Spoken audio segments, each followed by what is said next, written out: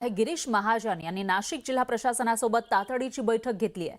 नाशिकच्या जिल्हाधिकारी कार्यालयामध्ये ही महत्त्वाची बैठक झाली आहे। महसूल विभागाचा पुरवठा विभागाचे अधिकारी उपस्थित असल्याची माहिती आहे।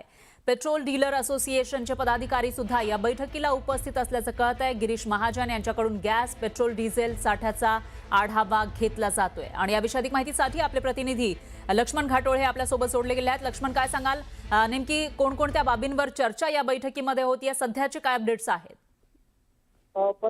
काल रात्रीपासून नाशिक जिल्ह्यातल्या सगळ्याच पेट्रोल पंपांवरती ग्राहकांच्या अचानकपणे मोठ्या प्रमाणात रांगा लागलेल्या होत्या आणि नाशिक जिल्ह्यामधील पेट्रोल आणि डिझेलमध्ये तुटवडा निर्माण झाला अशा प्रकारची एक अफवा पसरली होती। आणि या सगळ्या अफवेच्या पार्श्वभूमीवर ज्या रांगा शहरामध्ये पाहायला मिळतात, जिल्ह्यामध्ये पाहायला मिळतात, त्यानंतर सगळ्याच लोकप्रतिनिधींनी देखील या सगळ्या प्रकरणात प्रश्न उपस्थित केले होते आणि या सगळ्या अनुषंगानं गॅसचा असेल, त्याचबरोबर पेट्रोल डिझेलच्या साठ्याची माहिती घेण्यासाठी मंत्री गिरीश महाजन यांनी तातडीनं नाशिक जिल्हाधिकारी कार्यालयामध्ये जिल्हा प्रशासनाची, पुरवठा विभागाच्या अधिकाऱ्यांची आणि पोलीस प्रशासनाची एक संयुक्तिक बैठक जी आहे ती त्या ठिकाणी बोलवलेली आहे। आणि या बैठकीमध्ये सगळा आढावा घेतला जातोय। पेट्रोल, डिझेल आणि गॅस याची साठा नाशिक जिल्ह्याकडे किती आहे, त्याचबरोबर आता जो केरोसिन देण्याचा निर्णय झालेला आहे ते केरोसिन नाशिकला किती प्राप्त होतंय, त्याचबरोबर डिझेल आणि पेट्रोल याची जी गर्दी पेट्रोल पंपांवर लागते त्याचं काय नेमकं कारण आहे, या सगळ्याचा आढावा त्यांनी घेतलेला आहे। आता काही वेळापूर्वी पेट्रोल डीलर असोसिएशनचे काही पदाधिकारी होते,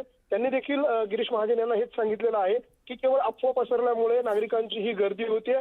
आपण देखील नागरिकांना हेच आवाहन करा की केवळ त्याचा जो नंबर आपण लावतो ऑनलाईन पद्धतीनं तो लावून आपण निश्चिंत राहावं, आपल्या घरपोच आपल्याला गॅस मिळेल। आपण जे दुकानांवर गर्दी करताय किंवा ज्या ठिकाणी एजन्सी आहे त्या ठिकाणी गर्दी करताय ती करू नका। त्यांनी सिच्युएशन जी आहे ती पॅनिक होतीये आणि डिझेल पेट्रोलचा साठा जो आहे तो देखील मुबलक प्रमाणात आहे, त्यामुळे ही गर्दी जी केली जाते ती होऊ नये अशा प्रकारची मागणी देखील पेट्रोल डीलर असोसिएशनने केलेली आहे। आणि त्यानंतर गिरीश महाजन यांनी देखील या सगळ्याबाबत अधिकाऱ्यांना सूचना दिलेल्या आहे आणि थोड्याच वेळात मंत्री गिरीश महाजन या सगळ्या प्रकरणावर, अर्थात या सगळ्या पेट्रोल, डिझेल, गॅस आणि या सगळ्या साठ्याच्या बाबत सविस्तरपणे माहिती जी आहे ती माध्यमांना ही बैठक संपल्यानंतर देणार आहेत।